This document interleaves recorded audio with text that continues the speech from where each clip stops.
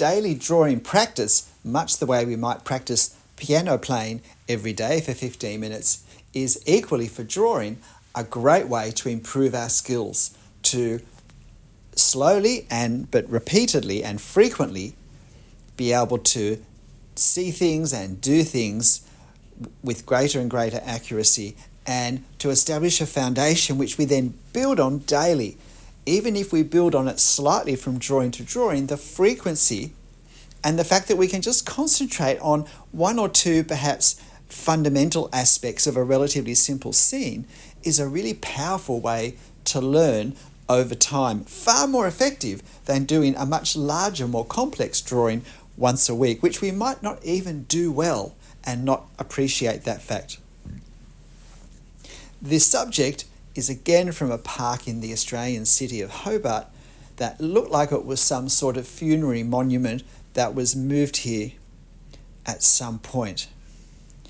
It really is a bit of a Gothic or pseudo-Gothic structure.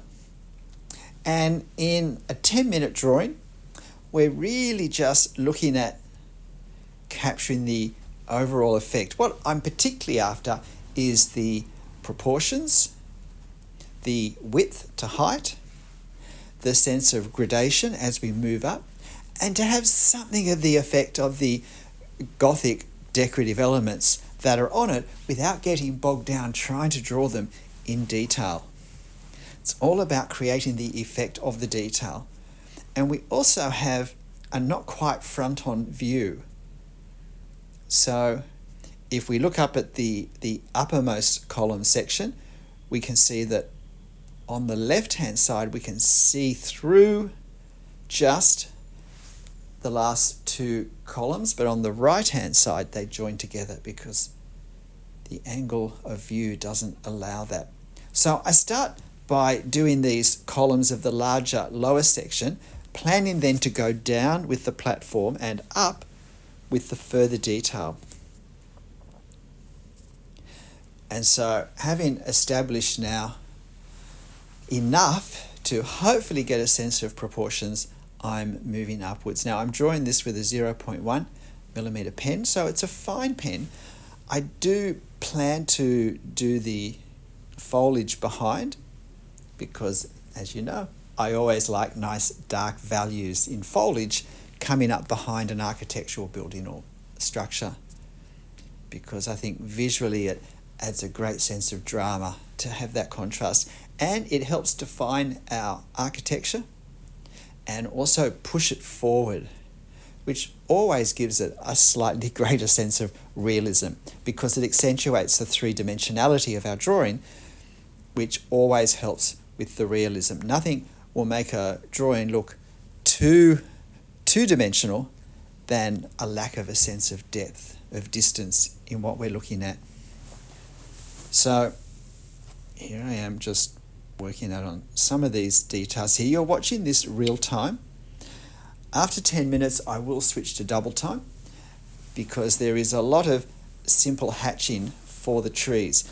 But if you want to still see it in real time, once you see the pace pick up with the foliage hatching, you can use the cog icon to slow this video down to half time, which will make that part of the video also in real time. And if you're finding this interesting, if you're finding this series helpful, please hit the like button for me and let me know in the comments, and then I'll do my best to continue this series for as long as I can. But I certainly feel that I'm benefiting from it as well.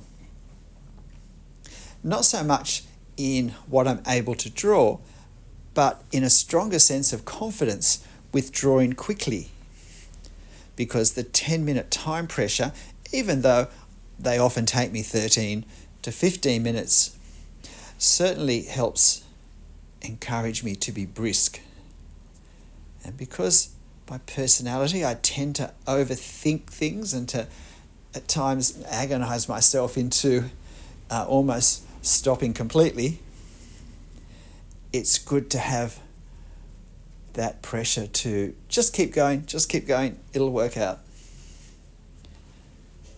As long as I don't let that turn into rushing without enough consideration to draw this accurately. So you can see what I'm doing. Having established the lower sections more slowly, I'm now able to move up more quickly, more confidently, because I don't have to work out where a lot of the positioning is. I just align it with what's underneath. It's only when I'm really moving outwards or inwards that I need to consider new widths. But I do need to pay attention to going upwards still. But the more of the structure I've drawn, the more simple it is to do that with less chance of mistake, because I've got more to reference from. And I've also got just in my arm and my hand and my mind, my observation, more of a sense of the scale. So I'm able to put the pen in the right place, I think, more easily, more accurately.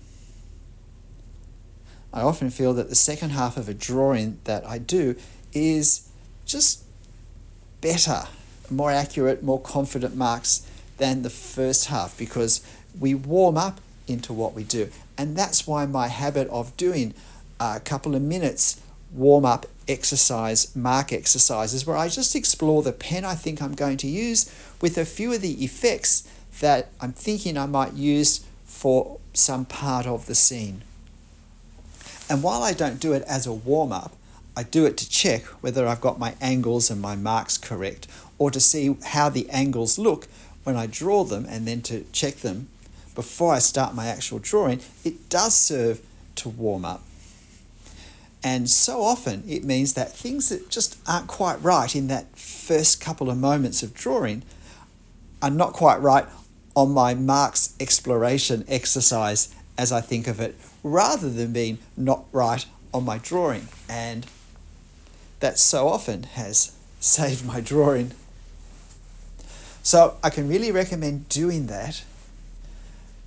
Those first couple of marks are likely to be the least accurate ones that we make. So let's make them on a scrap of paper rather than our drawing. The only annoying thing is if they turn out really well, and that can sometimes encourage me to push on, and particularly in a 10-minute drawing, I can find I've done 2/3 of the drawing before I have to remind myself, this isn't the drawing, Stephen. Come on, leave it and start again. So now there's the base having gone upwards. So trying to draw this actual size, it's a little bit larger than the original. Of course, you'll find this photo on my channel community page if you'd like to have a go drawing this yourself. And of course, the perspective changes. We go from increasingly looking upwards as we draw up to now we're looking downwards, because eye level is somewhere in the center. In fact, it's probably just below where we started those center columns at the very start of the drawing. So at this point, I'm just trying to get this wider base done now. I have to slow down a bit and pay more attention for this part than I've been used to. It's not as obvious because it comes out wider and because it's lower down. So we also have to see where it crosses, where it visually crosses the structure that we've already drawn as it passes behind. And I have to make it look as if it credibly links up to the other side when it comes around the other side. So all these things slow me down a little bit compared to how fast I've been drawing up till now. And then there is this railing around it, which probably I fussed with too much. If I were drawing this again, I would simplify it. I'd probably just make it a simple low railing that doesn't have so many decorative elements.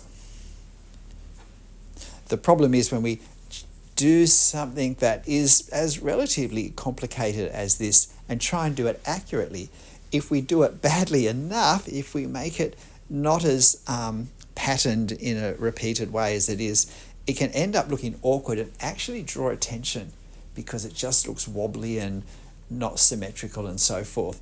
And then that draws attention away from the main part. And that's what we don't want, because it certainly doesn't do that in life.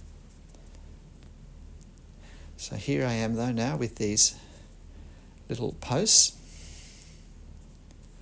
But you are watching this at my actual drawing time. So here I go.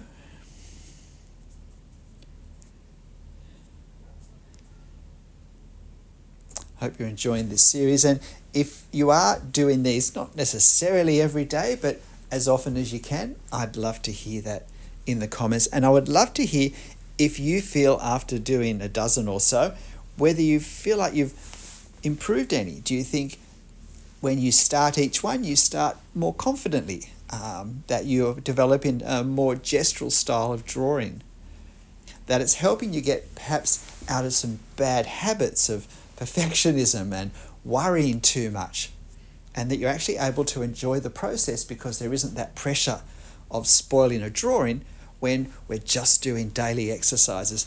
I'd really love to hear your thoughts on that in the comments. I must admit, I think Gothic structures make great drawing subjects, and they're not as hard as they look. Now, I'm not saying they're easy by any stretch of the imagination, but we make them hard by trying to draw the detail instead of trying to draw the effect of the detail. And look, I messed up that very first bit of foliage I did between the columns up the top, because instead of doing it between the column, I began to do it in the column.